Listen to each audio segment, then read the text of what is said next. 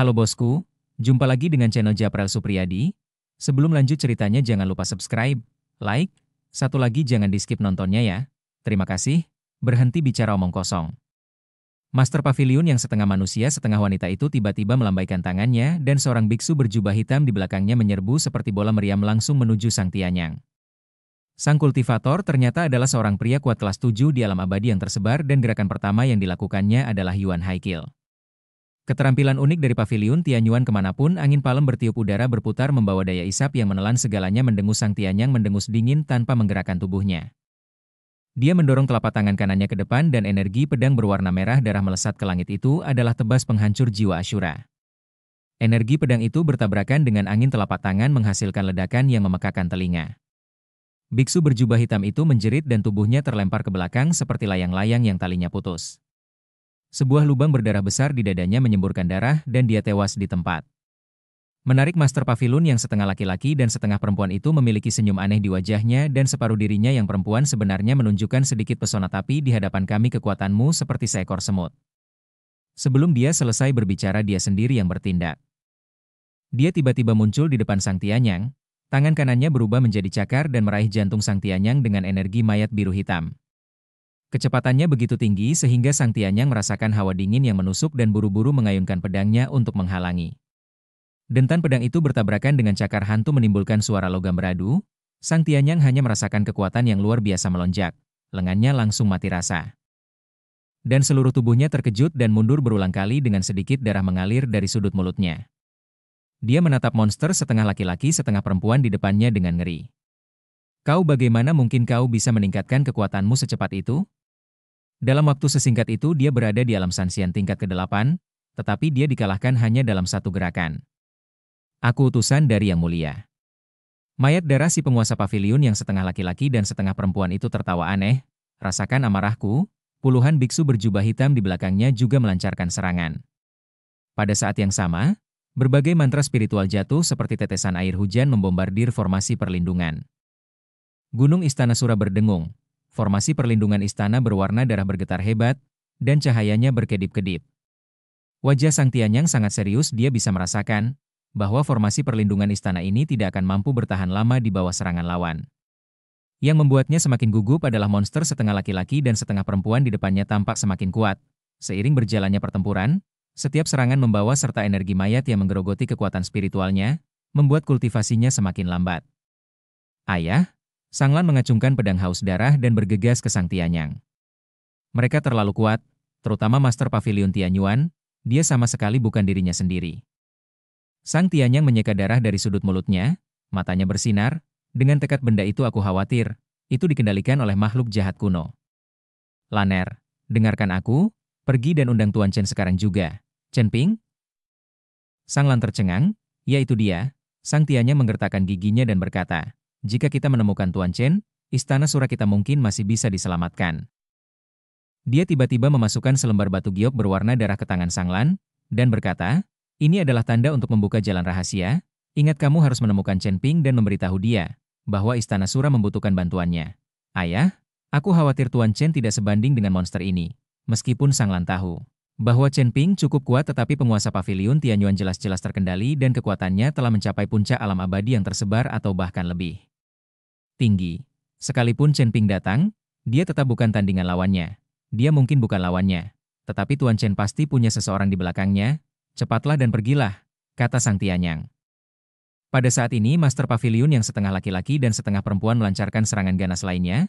Sebuah kolom cahaya hitam yang bercampur dengan kekuatan pria dan wanita jatuh dari langit dan menghantam formasi perlindungan istana dengan keras. Dengan suara ledakan yang keras formasi berwarna darah itu hancur berkeping-keping. Serpihan kerikil yang tak terhitung jumlahnya berterbangan kemana-mana, dan asap serta debu memenuhi udara. Bunuh. Jangan biarkan seorang pun hidup. Sang Master Pavilion yang berwujud setengah laki-laki dan setengah perempuan itu mengeluarkan raungan gila dan menyerbu masuk ke dalam Istana Sura. Terlebih dahulu para biksu berjubah hitam mengikuti seperti gelombang dan pembantaian berdarah pun terjadi dalam sekejap. Jejak kesedihan melintas di mata Sang Tianyang, dia tiba-tiba mendorong Sang Lan ke pintu masuk lorong rahasia di belakang. Pergilah, ayahmu akan melindungimu.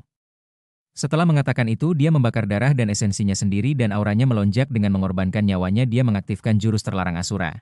Ayah, Sanglan menangis, tetapi dia tahu bahwa ini bukan saatnya untuk ragu. Dia menggertakkan giginya berbalik dan bergegas menuju jalan rahasia dan tubuhnya langsung diselimuti oleh cahaya putih.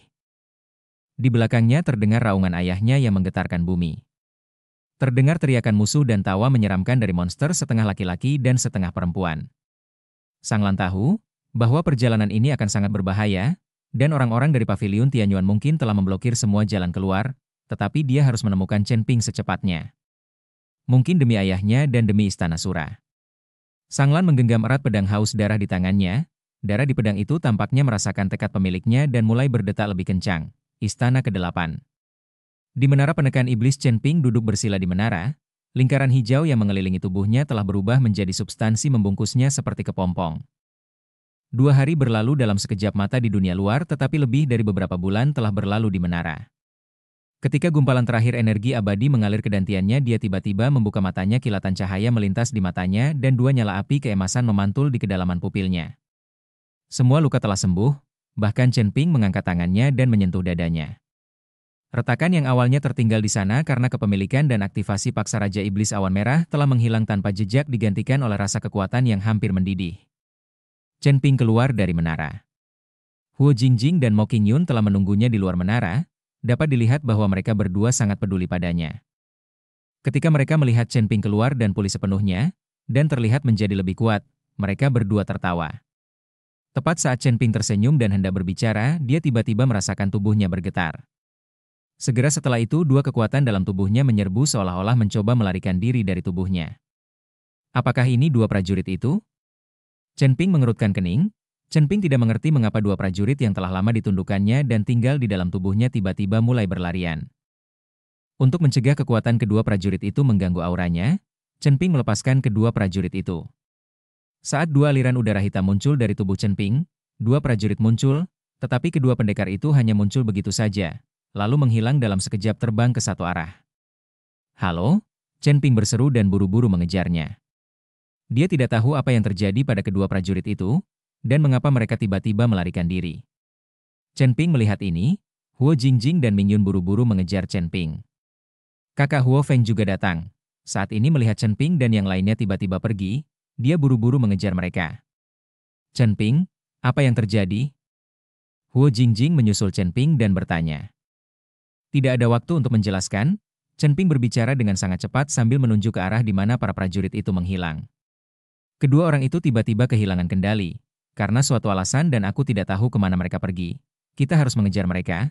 Beberapa orang mengejar kedua prajurit itu dari belakang. Riak-riak muncul di udara di belakang mereka, menunjukkan betapa cepatnya kecepatan mereka. Angin kencang bersiul di telingaku dan gunung-gunung serta sungai-sungai di bawahnya surut dengan cepat. Chen Ping memejamkan mata dan merasakan posisi kedua prajurit itu melalui garis jiwa. Aura mereka menjadi semakin ganas dan bahkan samar-samar beresonansi dengan bau darah yang kuat. Ada yang salah, gumam Chen Ping dalam hati. Kedua prajurit itu tampaknya menanggapi semacam panggilan. Apakah ini arah menuju Istana Sura? Mo Qingyun melihat sekeliling dan berkata, saat itulah Chen Ping menyadari bahwa arah yang dituju kedua prajurit itu memang arah Istana Sura. Tetapi Chen Ping sedikit bingung, mengapa kedua prajurit itu tiba-tiba ingin pergi ke Istana Sura. Pada saat ini sesosok tubuh yang acak-acakan tiba-tiba keluar dari awan di depan. Pria itu mengenakan pakaian berwarna merah darah dan memegang pisau pendek yang terus-menerus mengeluarkan darah. Itu adalah Sanglan, rambutnya acak-acakan, dan ada darah di sudut mulutnya. Dia jelas telah melalui pertempuran sengit, dan sekarang dikejar oleh beberapa garis cahaya hitam. Sanglan, pupil mata Chen Ping mengecil, dia mengangkat tangannya dan energi pedang hijau melesat keluar. Energi pedang itu merobek kekosongan bagaikan benang, dan secara akurat mengenai pergelangan tangan seorang biksu berjubah hitam. Biksu itu menjerit dan cambuk tulang di tangannya pecah berkeping-keping. Tuan Chen Sanglan tiba-tiba berbalik dan saat dia melihat Chen Ping matanya berbinar karena kegembiraan. Tetapi segera ditutupi oleh keputusasaan, cepat ke Istana Sura, ayahku. Sebelum dia bisa menyelesaikan kata-katanya, 3 pendeta berjubah hitam mengelilinginya. Mata mereka memancarkan cahaya merah yang haus darah dan semua serangan mereka merupakan jurus pembunuh. Chen Ping mendengus dingin. Dan pedang pembunuh naga langsung menebaskan energi pedang emas seketika membunuh 3 pria berpakaian hitam itu. Kita ngobrol sambil jalan. Chen Ping menarik Sanglan mendekat padanya. Apa yang terjadi? Sanglan terengah-engah menunjuk ke area di kejauhan yang ditutupi kabut berwarna darah. Suaranya bergetar pemimpin pavilion Tianyuan. Dia dikendalikan oleh mayat darah dan memimpin orang-orang untuk menyerang Istana Sura. Ayahku telah membakar esensi darahnya agar aku bisa datang kepadamu. Dia tersedak oleh isak tangis, dan darah di pedang menangis darah berdenyut lebih hebat. Mereka ingin mencuri kristal darah Istana Sura. Formasi perlindungan istana telah hancur. Hati Chen Ping hancur, mayat berdarah. Chen Ping teringat pada dua peti mati itu. Tampaknya pemilik pavilion Tianyuan telah membuka dua peti mati itu. Berjalan, Chen Ping tahu bahwa dia tidak boleh membuang waktu. Jadi dia segera bergegas menuju Istana Sura. Istana Sura. Pada saat ini semua formasi pelindung Istana Sura hancur. Di seluruh Istana Sura serpihan tirai cahaya yang tak terhitung jumlahnya jatuh dari langit. Darah memenuhi udara di sekitarnya, dan teriakan terdengar satu demi satu. Seluruh Istana Sura benar-benar telah menjadi api penyucian Sura. Pemimpin pavilion Tianyuan melayang di udara, tatapannya penuh dengan penghinaan dan kesombongan. Di lapangan semua orang di Istana Sura memasang ekspresi putus asa di wajah mereka.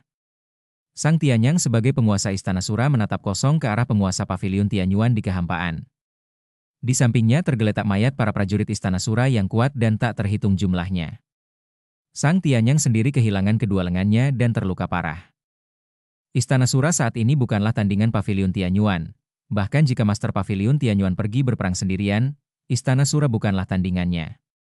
Sang Tianyang membakar esensi dan darahnya dan mencapai tingkat ke-8 alam badi tersebar, tetapi dia masih belum cukup baik di hadapan Master Pavilion Tianyuan. Pada saat ini pemimpin Pavilion Tianyuan menatap ke arah Istana Sura dan berkata dengan dingin, "Keluarkan kristal darah Sura, aku bisa mengampuni nyawamu." Sang Tianyang sekarang akhirnya mengerti, mengapa pemimpin Pavilion Tianyuan menginginkan kristal darah Sura. Karena kristal darah Sura dapat menggantikan jantung dan menghidupkan kembali mayat berdarah. Sekarang setelah Master Pavilion Tianyuan dikendalikan oleh mayat darah, hal pertama yang terpikir olehnya adalah merebut kristal darah Sura. Kristal darah Sura adalah fondasi Istana Suraku. Jika aku memberikannya kepadamu, Istana Suraku akan lenyap sepenuhnya. Walaupun Sang Tianyang kehilangan kedua lengannya, wajahnya masih penuh dengan niat membunuh yang dingin. Dan dia tidak menunjukkan rasa takut sama sekali. Dia bisa mati, tetapi dia tidak bisa menyerahkan kristal darah Sura. Dia meninggal, tetapi tidak ada ketua aula. Aula Sura masih dapat memilih ketua aula baru, namun jika kristal darah Sura diserahkan, fondasi Istana Sura akan hilang dan Istana Sura akan dibubarkan. Jika kau tidak menyerahkan kristal darah Sura, Istana Sura milikmu juga akan lenyap, kata Master Pavilion Tianyuan. Saya belum kalah. Setelah Sang Tianyang selesai berbicara, dia tiba-tiba memuntahkan seteguk darah dan sebuah token kuno mulai muncul di kehampaan memancarkan cahaya di bawah cahaya. Bumi mulai bergetar lalu perlahan retak. Bersambung. Sampai jumpa kembali di kisah berikutnya.